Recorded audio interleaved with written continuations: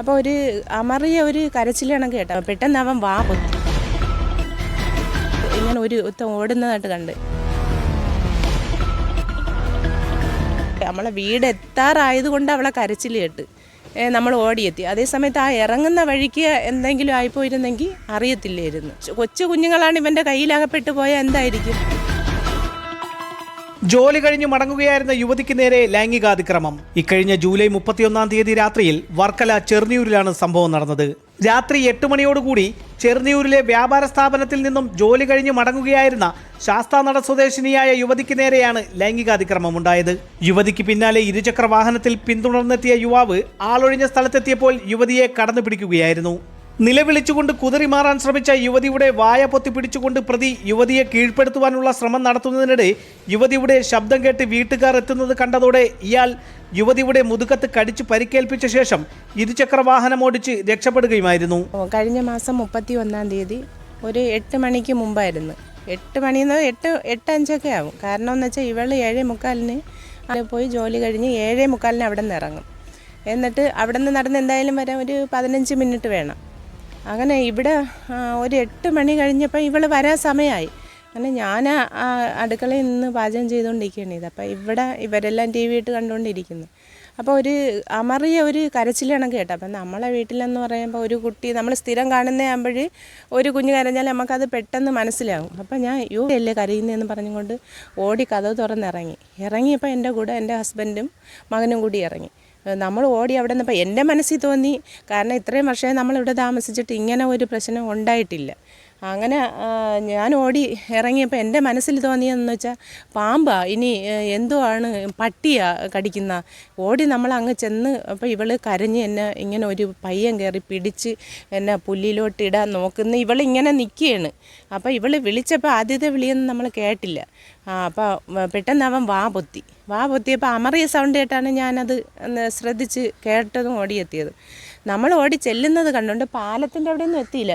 കണ്ടുകൊണ്ട് ഇവൻ നേരെ പിടി വിട്ട് തോളിൽ മുതുകത്ത് ഒരു കടിയും കടിച്ചിട്ട് ഇവൻ പെട്ടെന്ന് ഓടിപ്പോകണേ. അങ്ങനെ മോൻ കണ്ട് ഇങ്ങനെ ഒരു ഓടുന്നതായിട്ട് കണ്ട്. ഇവൻ ഓടി എത്തുന്നതിന് മുമ്പ് ബൈക്ക് അവർ റോഡ് സൈഡിന് എവിടെ വെച്ചിരിക്കുന്നത് അതും എടുത്ത് കശുവണ്ടി ഫാക്ടറി റോഡിൽ പോവുകയാണ് ചെയ്തത്. പിന്നെ നമ്മൾ ഉടനെ തന്നെ പോലീസ് സ്റ്റേഷനിൽ പെറ്റീഷൻ കൊടുത്ത് തന്നെ അത് അന്വേഷിക്കാമെന്ന് പറഞ്ഞ് എന്നിട്ട് തിരിച്ച് നമ്മളിവിടെ വന്ന് അടുത്തൊരു വീട്ടിൽ CCTV ഉണ്ടായിരുന്നു. അപ്പോൾ അവിടെ നോക്കിയപ്പോൾ ഇവളിങ്ങനെ നല്ല പാസ് ചെയ്ത് പോകുന്നു. പക്ഷേ ഒരു പയ്യൻ കുറച്ച് കഴിഞ്ഞപ്പോൾ ഒരു പയ്യൻ സ്ലോ ചെയ്ത് പോകുന്നുണ്ട്. ഇവളിങ്ങോട്ട് ഇറങ്ങിയ വഴിക്ക് തന്നെ ഒരു സ്ലോ ചെയ്തൊരു വണ്ടി. അപ്പോൾ ഇവൾ വിചാരിച്ച് ഇവൾ വരുന്ന വഴിക്ക് ആ വണ്ടി ഇറങ്ങി വരെയിരിക്കുമെന്ന് തിരിഞ്ഞ് നോക്കിയപ്പോൾ ആ വണ്ടി നേരെ പാസ് ചെയ്ത് പോവുകയാണ് ചെയ്തത്. എന്നിട്ട് അവൾ അവിടെ നിന്ന് നടന്ന് ഇവിടെ നമ്മളെ വീട് എത്താറായതുകൊണ്ട് അവളെ കരച്ചിൽ കേട്ട് നമ്മൾ ഓടിയെത്തി. അതേസമയത്ത് ആ ഇറങ്ങുന്ന വഴിക്ക് എന്തെങ്കിലും ആയിപ്പോയിരുന്നെങ്കിൽ അറിയത്തില്ലായിരുന്നു. അപ്പോൾ ഇവിടെയാണെങ്കിൽ ഒരുപാട് കുഞ്ഞു കുട്ടികൾ, അവളെ മോളി തന്നെ 9 വയസ്സായ കുഞ്ഞാണ്. അത് പഠിച്ചിട്ടൊക്കെ ഒറ്റയ്ക്ക് വരുന്നതാണ്. അപ്പോൾ ഇങ്ങനെ ഒരു ഇതാകുമ്പോൾ നമുക്കത് ആരായാലും കണ്ടുപിടിക്കാനായിട്ട് വേണം, ശിക്ഷ കൊടുക്കുകയും വേണം. പോലീസിൻ്റെ ഭാഗത്തു നിന്ന് പിറ്റേന്ന് രാവിലെ തന്നെ SI ഇവിടെ വന്ന്, SI സാറ് വന്ന് ഇവിടെ സ്ഥലമൊക്കെ വന്ന് കണ്ടിട്ട് പോയി. പിന്നെ നമ്മളെ ചെല്ലാൻ പറഞ്ഞ് 1-ാം തീയതി ചെല്ലാൻ പറഞ്ഞ്. അങ്ങനെ ഞാനും മോളും പോയി. അപ്പോൾ CIയും SIയും പറഞ്ഞു ഉറപ്പായിട്ടും നമുക്ക് പിടിക്കാം, വിഷമിക്കേണ്ട, ധൈര്യമായിട്ട് പോകുമെന്ന് പറഞ്ഞ് ഫോൺ നമ്പരെല്ലാം നമ്മൾ തന്ന്. പിന്നെ അതിനുശേഷം വാവായതുകൊണ്ട് ആ 2 ദിവസത്തെ ഗ്യാപ്പ് അത് കഴിയട്ടെന്ന് പറഞ്ഞിരിക്കുകയാണ്. ഉറപ്പായിട്ടും പിടിക്കാമെന്നാണ് വർക്കലെന്ന് പോലീസ് സ്റ്റേഷനിൽ നമുക്ക് SI സാറും CI സാറും പറഞ്ഞിരിക്കുന്നത്. പിറ്റേന്ന് തൊട്ടേ പോകുന്നുണ്ട്. കാരണം 2 പൊടി കുഞ്ഞുങ്ങളാണ്, 2 പേരും ഭിന്നശേഷിക്കാരാണ്.